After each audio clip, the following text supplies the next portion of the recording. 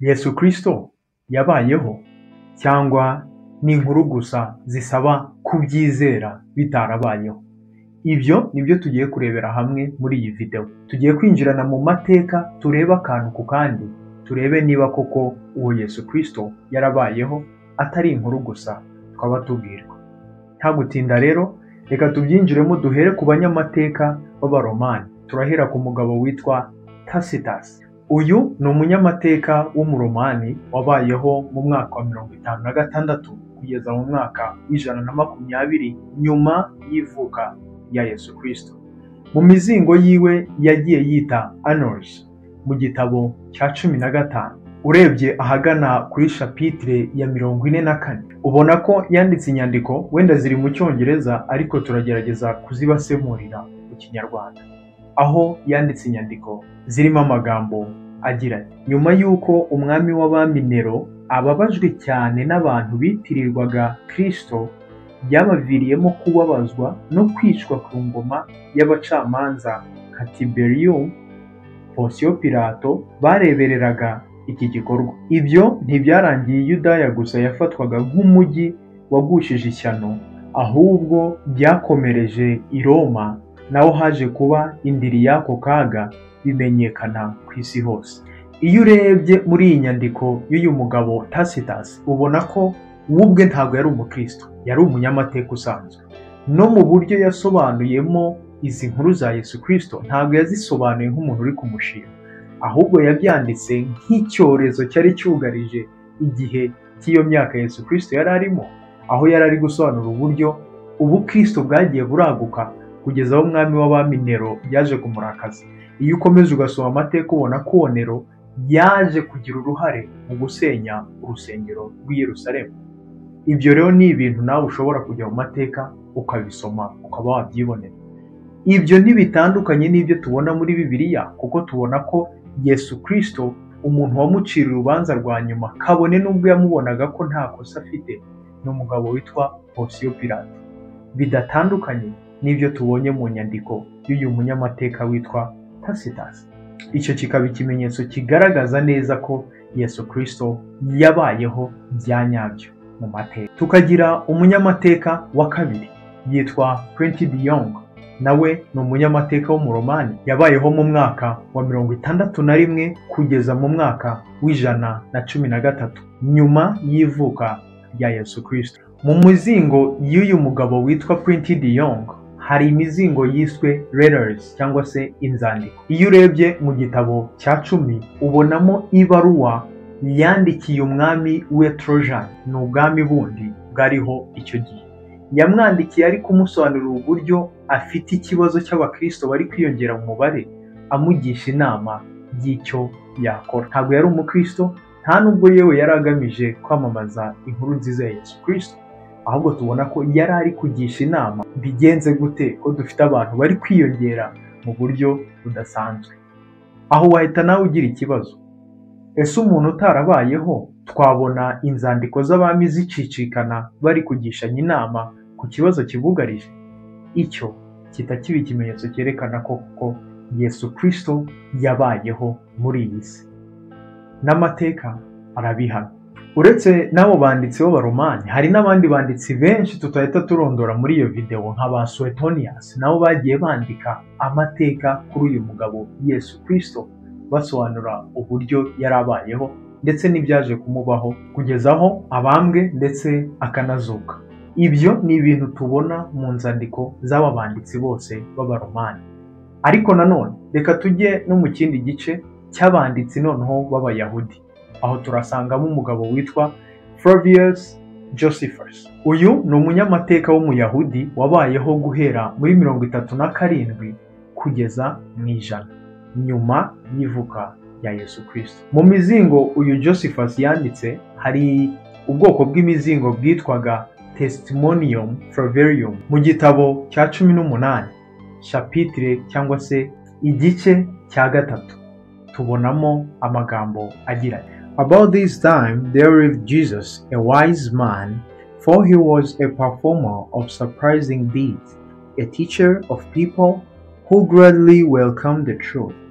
And he gained followers both among Jews and among Greek origin. Ahangaha tubona ko Josephus atangira asobanura uburyo Yesu Kristo wari umugabo ugwa neza, umugabo ukora ibitangaza, ndetse umugabo w'umunyakuri, ndetse akavuga ko yagiye agira abakristo cyangwa se abayoboke benshi, yaba abayahudi ndetse n'abagiriki. When Pilate, upon hearing him accused by leading men among us, had condemned him to a cross, those who had first come to love him didn't cease, and up to the present, tribe of Christian named after him has not died out. So he assembled the sovereign of judge and brought before them the birth of Jesus, who was called James, and some others.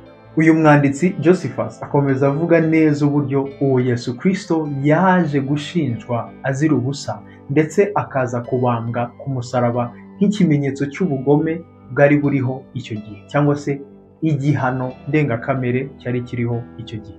Ariko akomeza asobanura neza ko abari baramukurikiye batigeze bamwihakana, ahubwo nyuma y'uko anapfuye akazuka bakomeje bamamaza ko uwo babambye atapfuye ngo ahere mu rupfu, ahubwo yanazutse.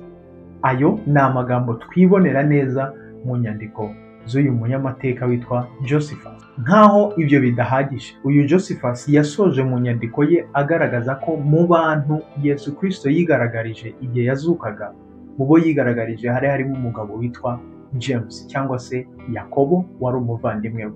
Ibyo ntibitandukanye n'ibyo tubona muri Bibiliya yuko Yesu Kristo Yakobo koko yari umuvandimwe we.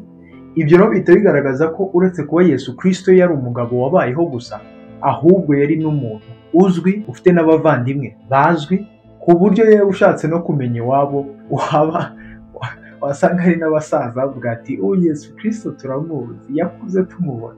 Urumva ko rero ni ibintu bigaragara mu mateka. Uretse n'abo banyamateka kandi hari n'abandi wenda tutatindaho nk'abitwa ba Mara Barsepion. Uyu ni umufilozofe wabayeho muri icyo gihe n'ubundi. Nawe mu nyandiko ziwe yanditse amagambo atangaje cyane, yandika agira ati, What advantage did the Jews gain from executing their wise king? Uyu mufilozofe nubwo yanditse amagambo makeya, ariko asobanuye ibintu byinshi cyane. Yanditse yibaza ngo niki abayahudi bungutse mu kuba barabambye umwami wabo w'umunyabwenge. Aya magambo koko bigaragara ko yanditswe n'ubundi n'umunyabwenge, kuko uyu mugabo yari umufilozofe. Urumva ko no muri icyo gihe abafilozofe bari bahari bemeje ko hari undi mufilozofe ubarenze wabayeho muri icyo gihe, ndetse bahamya ko yabambwe n'abayahudi, abari ubwoko bwiwe. Ibyo bikagaragaza kuko ko mu mateka dufite ibihamya byinshi bigaragaza ko Yesu Kristo yabayeho. Nanone kandi ibyo ntago bihagije, kuko dufite n'itsinda ry'abahakanyi cyangwa se atheist scholars. N'abahakanyi ariko bibumbiye hamwe kugira ngo bige barebe niba koko mu mateka umugabo witwa Yesu Kristo yarabayeho. Urumva abantu batemera Imana nta buryo bari kwemera Yesu Kristo. Bafashe umwanya rero baravuga ati dukwiye kwikorera ubushakashatsi turebe niba uyu mugabo witwa Yesu Kristo atari inkuru. Bari bagize iryo tsinda harimo nk'umugabo witwa Gary Habas. Ibyo nawe ni ibintu ushobora kujya kuri murandasi ugashakashaka ukareba niba koko ibintu tukubwira ari ukuri. Aba bashakashatsi rero hari ibintu baje kwemeranywaho bose. Mu bushakashatsi bwabo rero iri tsinda ry'abahakanyi bakoresheje inyandiko, yaba inyandiko zo mu bwami bw'Abongereza, mu Bafaransa ndetse no mu Badage. Bakoresheje izo nyandiko zose bashaka kureba ese hari icyo abanyamateka baba baravuze. Bakoresheje n'andi moko menshi y'inyandiko, ariko hari ikintu kidasanzwe baje guhurizaho. Hari ingingo nka zingahe bahurijeho mu mateka yabo bashakashatse. Icya mbere bahurije ku kuba umugabo witwa Yesu Kristo uretse no kuba yarabayeho, yari umugabo w'umuhanga, w'umunyabwenge, w'umugwaneza wabayeho muri icyo gihe. Icya kabiri bahuriza ku kuba uwo mugabo yaraciriwe urubanza n'umugabo witwa Pontius Pilato amuhora ubusa, dore ko yaciriwe urubanza kandi nta cyaha bigeze bamubonaho. Ikintu cya gatatu nanone bahurijeho ni ukuba uwo mugabo nyuma y'uko akiri urubanza na Ponsiyo Pilato ni uko yaje kubambwa ku musaraba nk'igihano ndengakamere cyariho muri icyo gihe. Ikintu cya kane nanone bahurijeho ni uko nyuma y'uko abambwe agapfa, nyuma yaje kuzuka ndetse abigishwa be bagatangira kugenda babyamamaza. Aho ibyo bidahagije, baje kugenda baguka bagira abayoboke benshi cyane, nk'uko no muri Bibiliya nanone tugenda tubibona ko umunsi ku munsi Imana yagenda ibongerera abakizwa. Abanyamateka bo ni benshi, ariko nanone ntabwo twasoza tutavuze umugabo witwa Luka. Uyu mugabo witwa Luka yari umuganga mu busanzwe, yari umuganga rwose usanzwe utari n'umukristo. Hanyuma ngo aza kumva inkuru z'abakristo, inkuru abantu bamamazaga ko habayeho umugabo witwa Yesu Kristo, arapfa arazuka gutyo gutyo. Hanyuma Luka nk'umuganga wakundaga no gusoma, afata umwanya wo aravuga ati ariko ibi bintu nanjye reka mbikurikiranye ndebe ubundi bimeze bite. Uwo mugabo igitangaje muri ubwo bushakashatsi yakoze, niwe waje kurangira yanditse igitabo cya Luka tubona muri Bibiliya.